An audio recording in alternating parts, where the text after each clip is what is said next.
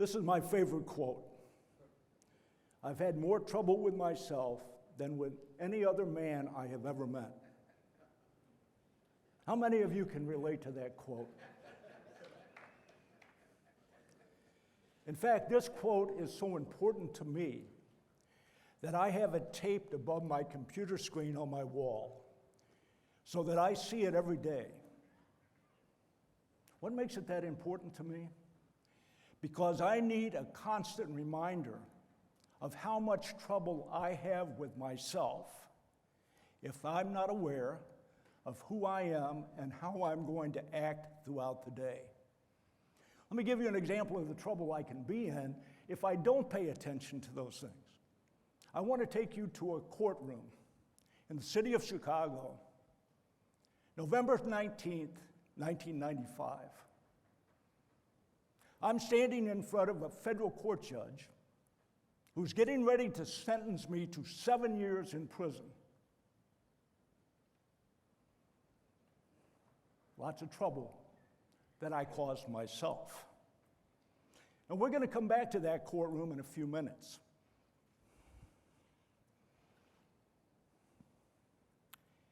I'm Paul Glover, Ewing's executive coach, and welcome to my presentation, Everyone Needs a Fool in Their Life.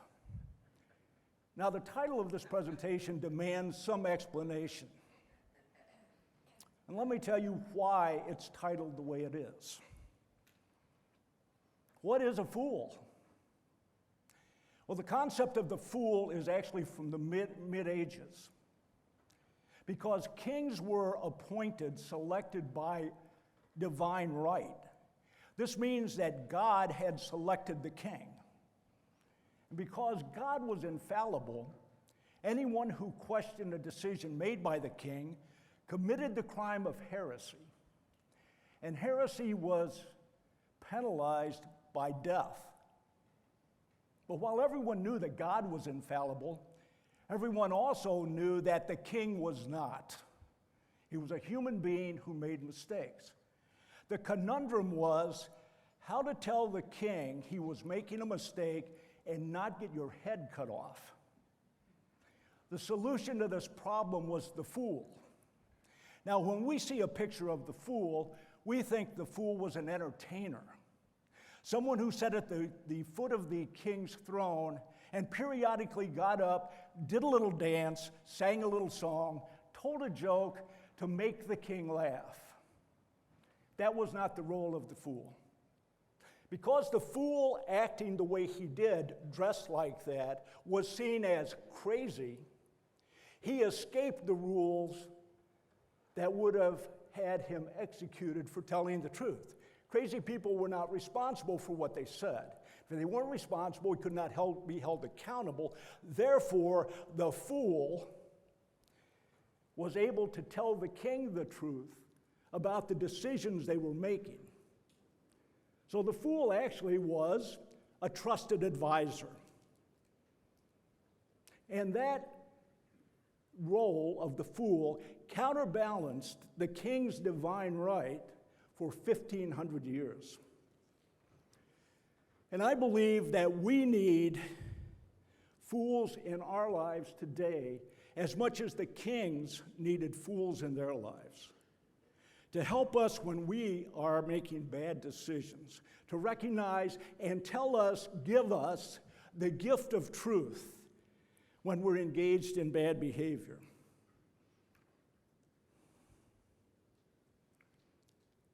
And my bad behavior just about got ready to start.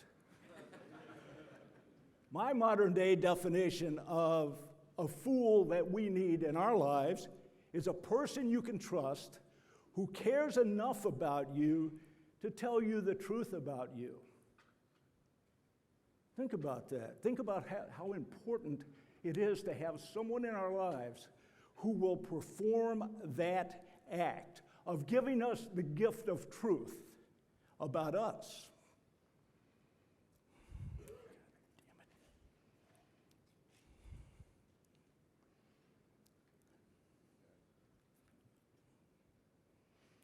Okay, we'll go on. Now, You may find that to be interesting, but you also may not be too interested in its application to you.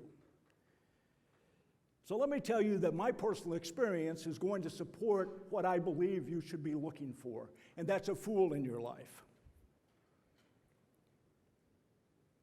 I needed a fool.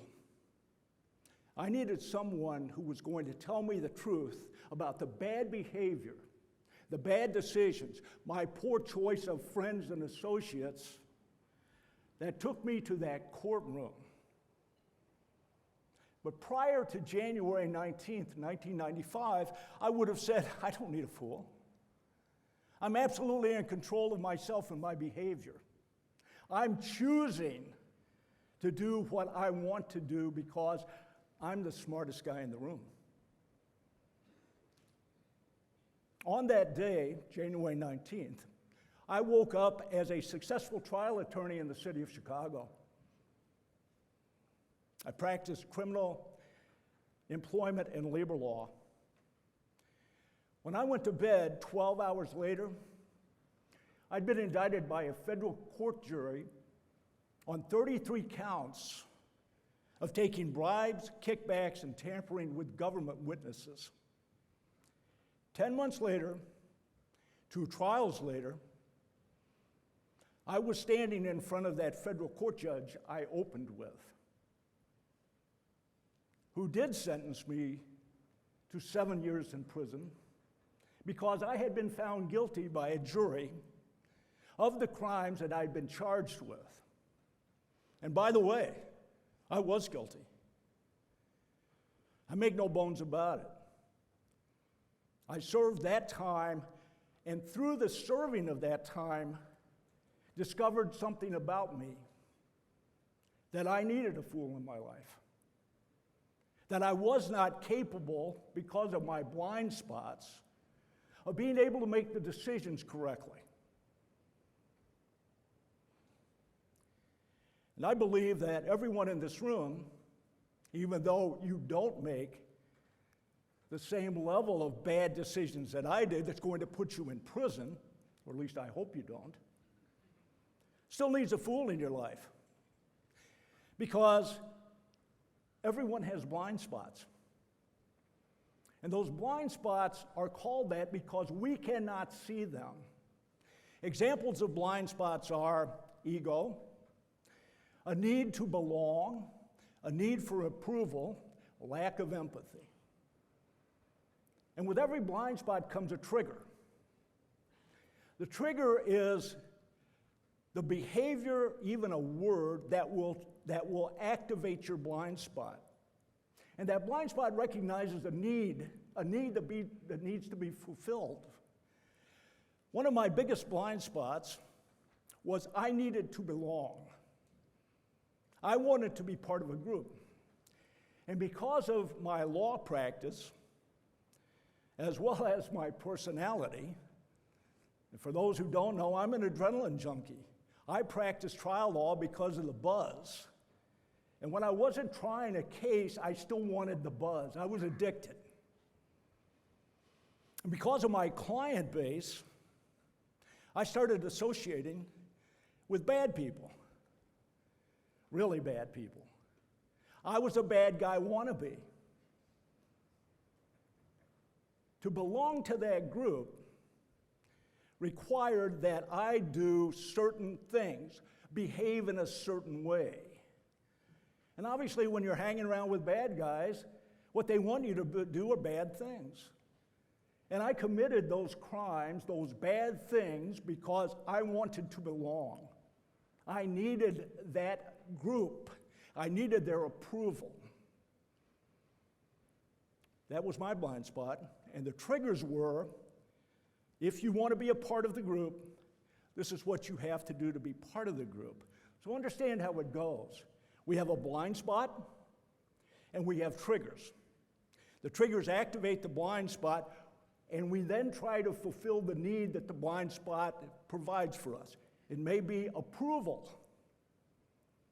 I need approval, therefore I will do what is necessary to get that approval. By the way, we all see that. We all may actually engage in that practice, don't we? Because we see people who do bad things and good things. They'll do either one if they get approval. Children will do that to get attention and approval. When you're a teenager, you will do whatever is necessary to belong to the group that you want to be a part of, won't you? Yes, of course you will. You don't want to stand out. You want that group. You need to belong to that group, and you will do the behavior that that group wants from you so that you can be a part of that group. Now, we all have those blind spots, whatever they may be. And I would suggest to you that first you believe you have blind spots. So, how strong are blind spots? Obviously, I committed crimes. But as I stood in front of that federal court judge, who I knew was getting ready to sentence me to 7 years in prison, he offered me an opportunity to reduce my sentence. And by the way, this was a judge that I'd practiced law in front of. He was not happy. And he said, Mr. Glover, first, you are one of the few people that have stood in front of me that if I could give you more time, I would. Lovely. Needless to say, I was sweating. And he said, but I'm going to give you the opportunity to reduce your sentence by 1.5 years. There are only 2 conditions. The first is you must publicly admit that you committed the crimes that you've been found guilty of. And the second, you must give the federal prosecutor information about the other people who participated in committing those crimes. Wait a minute. Those guys were part of my group. Well, hell, do I look like I'm stupid? I'm going to take 1.5 years reduction, aren't I? No. I stood in front of the judge and said, I will not admit that I committed those crimes. Now think about this. A jury has already found me guilty. I'm going to go to prison. And yet my ego would not permit me to admit that I was guilty. And the second thing is, because of that affiliation, that blind spot that I had to belong was so strong that the group I belonged to, those criminals who had participated in the criminal acts that I was going to jail for, and they weren't, I would not allow them to go through that process. I would not give that information to the federal court judge or to the prosecutor. Is that stupid? Well, let me tell you, my wife thought so. 1.5 years I got to spend in prison without being with my family. But let me tell you that the example I use is so that you understand how strong these blind spots are and how they can impact your behavior. And what you have to do to make sure that they don't take control of your behavior because you can't see the blind spot is you need to find a fool. I spent the first 2 years of my prison sentence plotting revenge on all those people that I thought had put me in prison. But after 2 years, I realized that I had put me in prison. And I also realized how much I had damaged my family. I left my family financially destitute. I had spent all of our savings, my son's college funds, and put a second mortgage on the house, all in a vain attempt not to go to jail for crimes I'd committed. But even worse was the emotional devastation. None of those people knew, none of my family knew, my wife, my sons, my friends, my community, none of them knew that I was a criminal. When you're found guilty and you're going to go to jail, everybody knows. The fact that they survived my self-destructive behavior is a miracle. What's even a greater miracle is they allowed me to remain a member of the family. But that only occurred because I realized after 2 years in prison that I was responsible for my self-destructive behavior, and that if I didn't change, I was going to lose my family, but probably even worse, I would get out, commit the same crimes or similar crimes, and go back to prison. That's why recidivism in prison is 80%. People don't change. They commit the crime, they get out, they go, and they go back to prison because they haven't realized their blind spots. They haven't taken the action necessary to control their actions based on understanding, seeing their blind spots and the triggers. I made the decision that I was not going to do that. 2 years it took me to reflect. I'm a very slow learner. 2 years in prison, finally, I recognized that I needed help. I needed someone that cared enough about me that I could trust to tell me the truth, to identify my blind spots. And I looked and I found my fools.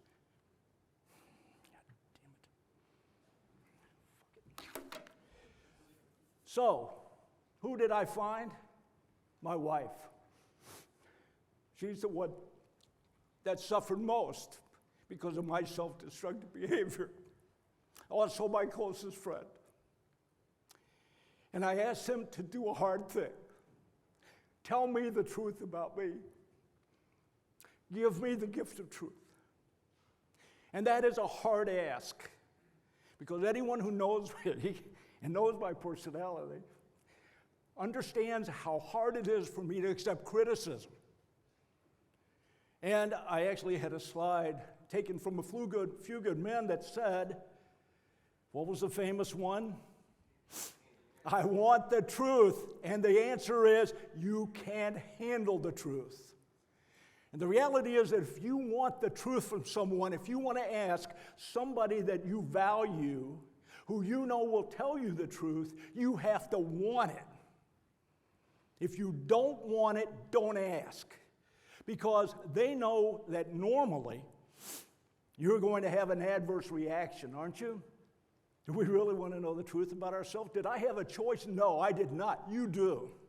I was sitting in a prison, and I recognized this had to be something I did. You all still have a choice. First, you ask them. Then you give them permission. You need to give your fools the psychological safety necessary so they will tell you the gift, give you the gift of truth. And you have to make sure that they believe that, because you have to believe it. Give them permission. Then you have to do a harder thing. You have to listen. Don't you hate to listen when somebody's telling you something you don't want to hear? Oh my God, I can remember sitting in the visiting room, and I've asked my wife a specific issue about my behavior because it obviously was wrong. It was bad. How could I avoid the truth of that? The question was why? Why was I like that? And you don't know my wife, but believe me, she'd been waiting. She'd been waiting for the opportunity, and she deserved it. She deserved the opportunity, and I needed it. And the second part of that, I listened. The second part, I didn't become defensive. I was prepared to take a breath. So when someone you value tells you the truth, don't get defensive. Don't do that knee-jerk reaction about, I don't believe you. You must be wrong. How could you say that about me? Because if you trust them and you care about them, and you believe they care about you, they're giving you a gift. Then you have to do something harder. You have to thank them for doing this hard thing. So seldom do we thank people for doing the hard things in our life. And the reality is this is one of the hardest things, because they're waiting for you not to accept what they have to say. So you thank them, you profusely thank them, you tell them how much you appreciate them in your life. You thank them and you tell them how much you value them, how much you love them, how much you want them to stay with you. Then you reflect. Because without reflection, knowledge does not matter. You must think about what you've been told.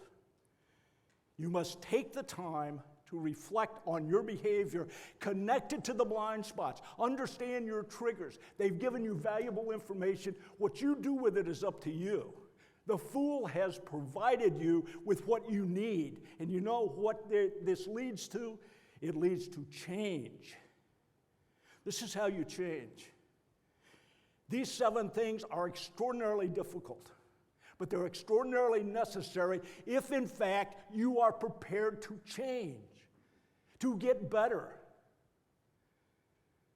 to actually validate the effort the fool has given you. Now, there are some people sitting in every audience that I give this presentation to that I know that they don't believe they need a fool, because I didn't. I certainly did not. If I'd heard this presentation, I would have said in 1995, bullshit. That's not me. I know me. I'm in charge of me. I control my actions. I can justify my actions. So I can only tell you that if you don't believe you need a fool in your life, you have the biggest blind spot of all. And finally, there's an obligation that goes when you've been given a fool. When you have a fool in your life, you're fortunate enough to have a fool in your life, your obligation is to become a fool. Find a person that you love. Find a person you care about, that you see as engaged in destructive behavior, and give them the gift of truth. Because everyone needs a fool in their life. Thank you.